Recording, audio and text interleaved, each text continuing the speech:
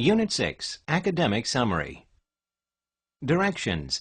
In this question, you will listen to part of a lecture. You will then be asked to summarize important information from the lecture. After hearing the question, you will have 20 seconds to prepare your response and 60 seconds to speak. Sample practice. Listen to a lecture in a business class. Okay, so innovation is an act of making improvements by introducing something new. This is a very important topic in the study of business because this change could be considered to be a major driver in the economy. It could increase the value or the succession of many innovations that can help the growth of the whole economy. Innovations that are intended to make someone or something better are called intentional innovations. One example of intentional innovation is the bifocal glasses. Benjamin Franklin, as we all know, invented these glasses in 1784. As he was getting older, he had difficulty seeing both near and far sights. And for clear vision, he had had to switch both glasses, and well, I guess this had really bothered him. That's why he devised a way to have both types of lenses fit into one frame. The far-sighted lenses were placed on the top, and the near-sighted lenses were placed at the bottom. This was an innovation, to be exact, an intentional innovation. However, innovations can't always be planned. Well, there are surprising numbers of inventions that are associated with unintended actions. That is, an innovation can happen by accident and is called an accidental innovation. Most of you guys enjoy ice cream sodas and sundaes. You might be surprised why I mention ice cream sodas. Ice cream sodas are a good example of accidental innovation.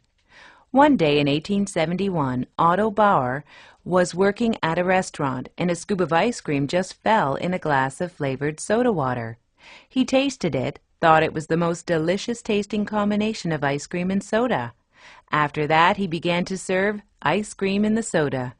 This was an accidental beginning of a new invention and was the innovation that helped his business and the society.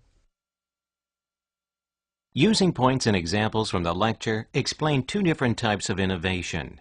Please begin speaking after the beep.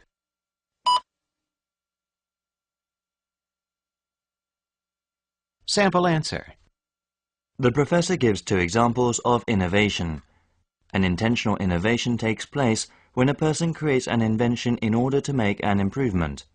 Bifocal glasses are an example of an intentional innovation, which Benjamin Franklin made because of the difficulty in switching glasses for clear vision. Ice cream soda was an example of accidental innovation, which means an item was invented accidentally to bring improvement to human life. While Bauer was working, ice cream fell in the soda, and accidentally he found out that it was the best combination. So he started to sell ice cream soda, which brought him success. Practice test. Practice 1. Now listen to a lecture in a biology class. So let's talk about the exotic species and the ecological connections they have to the environment. As the name says, exotic species are the organisms that have been accidentally or intentionally transported to a new location. There are a lot of controversies about exotic species, but mostly these species are introduced and damage the ecosystem. Let's look at the acacia plants. They were first planted for certain reasons, for example, shipbuilding, agricultural purposes, and cabinet work. Acacia plants were popular because of their supply and durability. What I mean is that the acacia plant has been known to reach 40 feet within 10 years, and it even shoots up 8 or 10 feet in a single season. So this allowed people not to worry about running out of acacia plants. There was no doubt that the more they cut it down, the faster it grew. But also, nobody knew this was bringing death to other species. This quick-growing species got too tall and began to create shade. Then the other plants gradually got less chance to expose themselves to the sun. The others started to die because they were excluded from the sunlight. The other example is the Western European saltgrass. Saltgrass has a root system that grows deeply when it is watered. That is why it is easily found near the water. The deeper the wetting, the deeper and healthier the roots grow. This brought fast production along the coastline. The roots of salt grasses are crucial because the other plants have to withstand drought stress caused by losing water. This species caused death to the other plants living nearby. As the salt grass absorbed the water, the others had to die because of dehydration. The professor describes introduced species. Explain how acacia plants and saltgrass affected the environment. Please begin speaking after the beep.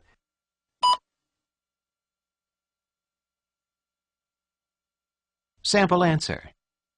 The professor shows two negative effects the introduced species have brought. The first example is acacia plants. The acacia plant was first imported because it was well known for its durability and fast growth. But when it was planted, it started to grow so rapidly that it soon obscured the sky. This made the other plants die due to the lack of sunlight, as the acacia blocked the whole sky. Another example is salt grasses. The feature of a saltgrass is that it needs moisture to grow, so people planted it along the coastline. But the problem was the other plants. Because the saltgrass absorbed all the water, this caused other plants to die because of dehydration. Practice 2. Now listen to part of the lecture in a biology class. Today we are going to discuss a question about whether an organism is controlled by the biological clock or by other external factors. In order to answer this question, researchers have conducted an experiment with flying squirrels. Flying squirrels normally have 24-hour cycles. To discover whether they are affected by the biological clock or external factors, the researchers placed these squirrels in dark surroundings for 7 days to see if they still have 24-hour cycles regardless of their environment. Although the squirrels were very active in the dark, it turned out that when they were kept in darkness simulating night for a long duration of time, they only had 23.5-hour cycles, which means that their cycle was 30 minutes faster. Then these flying squirrels were placed back to their original environment with sunlight. After being kept in the dark for a long time and then seeing the light, the squirrels returned to their original cycle. This demonstrates a case in which an organism is controlled by external factors, not by the biological clock. Using points and examples from the lecture, explain how flying squirrels are affected by the biological clock. Please begin speaking after the beep.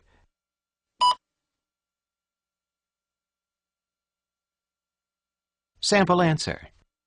In the lecture, the professor explains about whether animals are controlled by a biological clock or by external factors. The professor uses flying squirrels as an example. He says that researchers conducted an experiment on the cycles of these squirrels.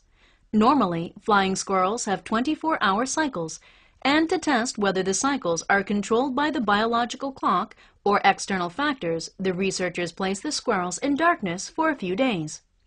Although these squirrels were active in the dark, the researchers found out that they've only had 23.5-hour cycles, which was 30 minutes faster than usual.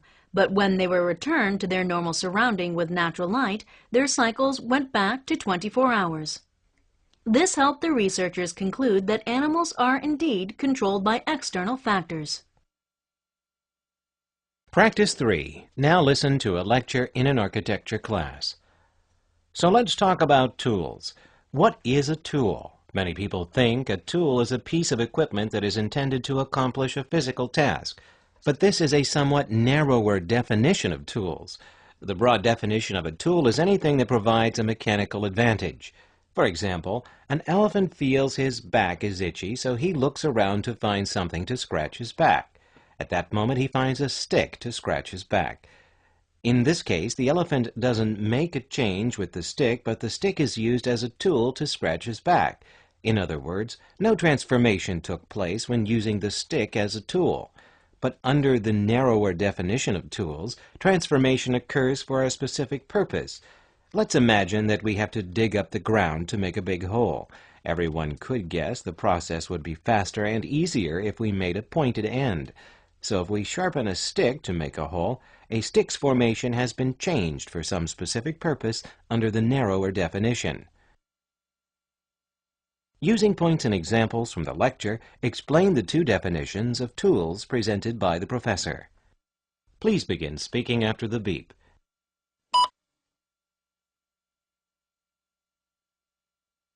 Sample answer. The professor gives examples of tools. Under the broad definition, tools can include anything that is used without a change in its form. For example, when an elephant uses a stick to scratch his back, the stick is used as a tool under the broad definition. On the other hand, under the narrower definition, the device is modified for a specific use. For example, in order to make a hole, we need a tool, and of course, a pointed end makes digging a hole faster and easier. Thinking of this, we will intentionally transform the stick.